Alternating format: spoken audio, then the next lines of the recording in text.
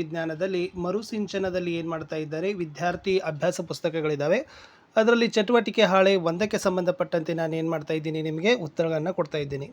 So ಯಾರಿಗೆಲ್ಲ ವಿದ್ಯಾರ್ಥಿಗಳ ಕಡೆ ಮರುಸಿಂಚನ ಪುಸ್ತಕದ ಕೈಪಿಡಿಗಳಿದ್ದಾವಲ್ಲ, ವಿದ್ಯಾರ್ಥಿ ಪುಸ್ತಕಗಳು, ಸೊ ನನ್ನ ಮೇಲ್ ಐ ಡಿಯನ್ನು ನಾನು ಕಮೆಂಟ್ ಬಾಕ್ಸಲ್ಲಿ ಹಾಕ್ತೀನಿ. ಸೊ ಡಿಸ್ಕ್ರಿಪ್ಷನ್ ಬಾಕ್ಸ್ನಲ್ಲಿ ದಯಮಾಡಿ ಅವುಗಳ PDF ನೀವು ನನಗೆ ಕಳಿಸಿದರೆ ಸೊ ಉಳಿದ ವಿಷಯಗಳ ಸಹಿತ ನಾನು ಮರುಸಿಂಚನದ ಉತ್ತರವನ್ನು ಕೊಡ್ತೀನಿ.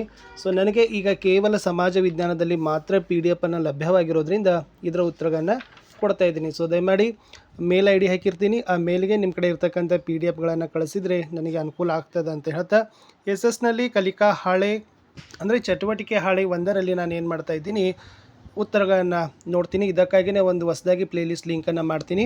9ನೇ ತರಗತಿ ಸಮಾಜ ವಿಜ್ಞಾನ ಮರುಸಿಂಚನ 2024 ಅಂತ, ಅದರಲ್ಲಿ ಎಲ್ಲ ಚಟುವಟಿಕೆ ಹಾಳೆ ಉತ್ತರಗಳನ್ನು ಕೊಡ್ತಾ ಹೋಗ್ತೀನಿ. ದಯಮಾಡಿ ವಿಡಿಯೋಗಳನ್ನು ನೋಡಿ ಲೈಕ್, ಶೇರ್ ಮತ್ತು ಸಬ್ಸ್ಕ್ರೈಬ್ ಮಾಡೋದನ್ನು ಮಾತ್ರ ಮರೆಯದಿರಿ. ಇತಿಹಾಸ ರಚನೆಯಲ್ಲಿ ಆಧಾರಗಳ ಮಹತ್ವ ಅಂತ ಇದೆ. ಇದರಲ್ಲಿ ಫಸ್ಟ್ ಕ್ವಶನ್ ಇತ್ತು, ಇತಿಹಾಸ ರಚಿಸಲು ಆಧಾರಗಳು ಏಕೆ ಅವಶ್ಯಕ ಅಂತ ಕೇಳಿದ್ದಾರೆ. ಒಂದು 3 ಪಾಯಿಂಟ್ಸ್ ಬರಿಬೋದು.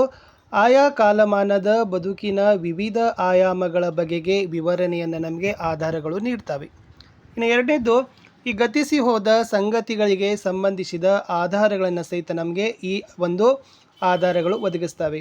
ಜೊತೆಗೆ ಮೂರನೇದು, ನಮಗೆ ಲಭ್ಯವಾಗ್ತಕ್ಕಂಥ ಆಧಾರಗಳ ಮೇಲೆ ಈ ಇತಿಹಾಸಕಾರರು ಊಹೆಗಳನ್ನು ಮಾಡ್ತಾರೆ, ವಿಶ್ಲೇಷಣೆಯನ್ನು ಮಾಡ್ತಾರೆ. ಸೊ ಹೀಗಾಗಿ ಆಧಾರಗಳು ಅತಿ ಅವಶ್ಯಕ ಅಂತ ಬರಿಬೇಕು. ಎರಡನೇ ಪ್ರಶ್ನೆಗೆ ಹೋಗೋಣ. ಆಧಾರಗಳನ್ನು 2 ಭಾಗಗಳನ್ನಾಗಿ ವಿಂಗಡಿಸಬಹುದು, ಅವು ಯಾವುವು ಅಂತ ಕೇಳಿದ್ದಾರೆ. ಸೊ ಆಧಾರಗಳಲ್ಲಿ 3 ಭಾಗ ಅಂತ ನೀವು ಎಲ್ಲರೂ 8th ಕಲ್ತಿದ್ದೀರಿ. ಸೊ 1ನೇದು ಸಾಹಿತ್ಯಿಕ ಆಧಾರಗಳು, 2ನೇದು ಪ್ರಾಕ್ತನ ಆಧಾರಗಳು, 3ನೇದು ಮೌಖಿಕ ಆಧಾರಗಳು. ಮೌಖಿಕ ಆಧಾರಗಳನ್ನು ಬರೆಯದೇ ಇದ್ದರೆ ನಡೀತದೆ, ಬಟ್ ಸಾಹಿತ್ಯಿಕ ಮತ್ತು ಪ್ರಾಕ್ತನ ಆಧಾರಗಳಂತ ಎರಡಂತೂ ಕೂಡ ಕಂಪಲ್ಸರಿಯಾಗಿ ಬರೀರಿ. ಇನ್ನು ಮುಂದಿನ ಪ್ರಶ್ನೆ 3ಕ್ಕೆ ಹೋಗೋಣ. ಪ್ರಾಕ್ತನ ಆಧಾರಗಳು ಎಂದರೇನು, ಇದರ 3 ವಿಧಗಳನ್ನು ಬರೆಯಿರಿ ಅಂತ ಕೇಳಿದ್ದಾರೆ. ಇಲ್ಲಿ ಪ್ರಾಕ್ತನ ಆಧಾರಗಳ ಅರ್ಥ ಏನಪ್ಪ ಅಂದ್ರೆ, ಇದನ್ನು ಪುರಾತತ್ವ ಆಧಾರಗಳಂತ ಕರಿತೀವಿ. ಈ ಸಂಶೋಧನೆ ಮತ್ತು ಉತ್ಖನನಗಳಿಂದ ದೊರೆತಿರ್ತಕ್ಕಂಥ ಶಾಸನಗಳು, ನಾಣ್ಯಗಳು, ಸ್ಮಾರಕಗಳು, ಮಡಿಕೆ ಕುಡಿಕೆ ಹಾಗೂ ಇನ್ನಿತರ ಪಳಿಯುಳಿಕೆಗಳನ್ನು ಪ್ರಾಕ್ತನ ಆಧಾರಗಳು ಅಂತ ಕರಿತೀವಿ. ಇಲ್ಲಿ 3 ಥರದ ಪ್ರಾಕ್ತನ ಆಧಾರಗಳನ್ನು ಕೇಳಿದರೆ, ಬಟ್ ಪ್ರಾಕ್ತನ ಆಧಾರಗಳಲ್ಲಿ ಸಹಿತ 4 ಪ್ರಕಾರಗಳು ಇದ್ದಾವೆ. 1ನೇದು ಶಾಸನಗಳು, 2ನೇದು ಸ್ಮಾರಕಗಳು, 3ನೇದು ನಾಣ್ಯಗಳು, 4ನೇದು ಭೂ ಉತ್ಖನನಗಳು ಅಂತಕ್ಕಂಥದ್ದು ಇತ್ತು. ಇನ್ನು ಚಟುವಟಿಕೆ 2ಕ್ಕೆ ಹೋಗೋಣ. ಸಾಹಿತ್ಯಿಕ ಆಧಾರದ 2 ವಿಧಗಳನ್ನು ಉದಾಹರಣೆಗಳೊಂದಿಗೆ ಬರೆಯಿರಿ ಅಂತ ಕೇಳಿದ್ದಾರೆ. ಸೊ ಫಸ್ಟ್ ಸಾಹಿತ್ಯಿಕ ಆಧಾರದ ಬಗ್ಗೆ ನಿಮಗೆಲ್ಲ ಗೊತ್ತದ, ಓಕೆನಾ. ಈ ಸಾಹಿತ್ಯಿಕ ಆಧಾರ ಅಂದ್ರೆ ಲಿಖಿತ ರೂಪದ ಸಾಹಿತ್ಯವನ್ನು ಹೊಂದಿರ್ತದೆ. ಇದರಲ್ಲಿ ದೇಶೀಯ ಸಾಹಿತ್ಯ ಅನ್ನೋದು ಫಸ್ಟ್ ಬರ್ತದೆ, 2ನೇದು ವಿದೇಶಿ ಸಾಹಿತ್ಯ ಅನ್ನೋದು ಸೆಕೆಂಡ್ ಬರ್ತದೆ. ಸೊ ದೇಶೀಯ ಸಾಹಿತ್ಯ ಅಂದ್ರೆ ನಮ್ಮ ಭಾರತೀಯರಿಂದಲೇ ರಚನೆಯಾಗಿರುವ ಸಾಹಿತ್ಯವನ್ನು ನಾವು ದೇಶೀಯ ಸಾಹಿತ್ಯ ಅಂತ ಕರಿತೀವಿ. ಅಂದರೆ ನಮ್ಮ ಭಾರತೀಯ ಎಲ್ಲ ಭಾಷೆಗಳಲ್ಲಿ ಕೂಡ ಈ ಸಾಹಿತ್ಯವನ್ನು ಕಾಣ್ತೀವಿ. ಅದು ಸಂಸ್ಕೃತ, ಪ್ರಾಕೃತ, ಕನ್ನಡ, ತಮಿಳು, ತೆಲುಗು, ಮರಾಠಿ ಇತ್ಯಾದಿ, ಓಕೆನಾ. ಇದು ಒಂದು ಶ್ರೀಮಂತ ಸಾಹಿತ್ಯ ಪರಂಪರೆನೇ ಆಗದ ಅಂತ ಹೇಳ್ತಾರೆ. ಇಲ್ಲಿ ಮುಖ್ಯವಾಗಿ ಒಂದು 2 ಕೃತಿಗಳನ್ನ ಬರೆದಿದ್ದೀನಿ. ಹಾಲನ ಗಾಥಾ ಸಪ್ತಶತಿ ಇದೆ, 2ನೇದು ಬಾಣಭಟ್ಟನ ಹರ್ಷಚರಿತ ಅಂತಕ್ಕಂಥದ್ದು ದೇಶೀಯ ಸಾಹಿತ್ಯಗಳು ಆಗಿದ್ದಾವೆ. ಇನ್ನು ವಿದೇಶಿ ಸಾಹಿತ್ಯ ಬಗ್ಗೆ ನಾವೇನು ಬರಿಬೋದಪ್ಪ ಅಂದ್ರೆ, ಈ ವಿದೇಶಿ ಬರಹಗಾರರು, ಪ್ರವಾಸಿಗರು, ವಿದ್ವಾಂಸರು ರಚಿಸಿರುವಂಥ ಗ್ರಂಥಗಳನ್ನು ನಾವು ವಿದೇಶಿಯ ಸಾಹಿತ್ಯ ಅಂತ ಕರಿತೀವಿ.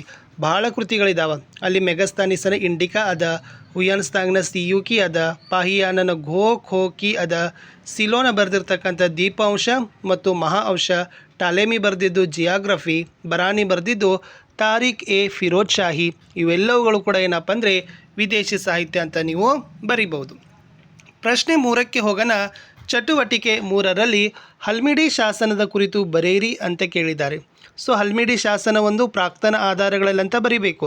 2ನೇದು ಏನಪ್ಪ ಅಂದ್ರೆ, ಇದು ಕನ್ನಡ ಭಾಷೆಯಲ್ಲಿ ದೊರೆತಿರುವ ಮೊದಲ ಶಾಸನವೇ ಹಲ್ಮಿಡಿ ಶಾಸನ.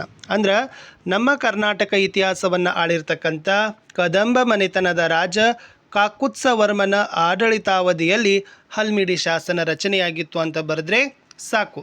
ಇನ್ನು 4ನೇ ಚಟುವಟಿಕೆಗಳಲ್ಲಿ ಇಲ್ಲಿ ಗ್ರಂಥಗಳನ್ನು ಕೊಟ್ಟಿದ್ದಾರೆ. ಅದರ ಗ್ರಂಥಕಾರರದೊಂದಿಗೆ ಏನು ಮಾಡಬೇಕಾಗಿತ್ತು, ಹೊಂದಿಸಿ ಬರಿಬೇಕಿತ್ತು. ಸೊ ಗೊತ್ತಿದೆ, ವಿಶಾಖದತ್ತ ಮುದ್ರಾ ರಾಕ್ಷಸ ಗ್ರಂಥ ಬರೆದ, ಕಲ್ಹನ ರಾಜತರಂಗಿಣಿ ಬರೆದ, 3ನೇದು ಕೌಟಿಲ್ಯ ಅರ್ಥಶಾಸ್ತ್ರ ಬರೆದಿದ್ದಾನ, ಮೆಗಸ್ತಾನಿಸ್ ಇಂಡಿಕಾ ಬರೆದಿದ್ದಾನ, ಹೂ ಎನ್ ಸ್ತಾಂಗ್ ಸಿಯುಕಿ ಅಂತಕ್ಕಂಥದ್ದು ಈತನ ಕೃತಿ. ಇಷ್ಟು 9ನೇ ತರಗತಿ ಮರುಸಿಂಚನ ಸಮಾಜ ವಿಜ್ಞಾನದಲ್ಲಿ ಚಟುವಟಿಕೆ ಹಾಳೆ 1ರ ಉತ್ತರಗಳನ್ನು ಕೊಟ್ಟಿದ್ದೀನಿ.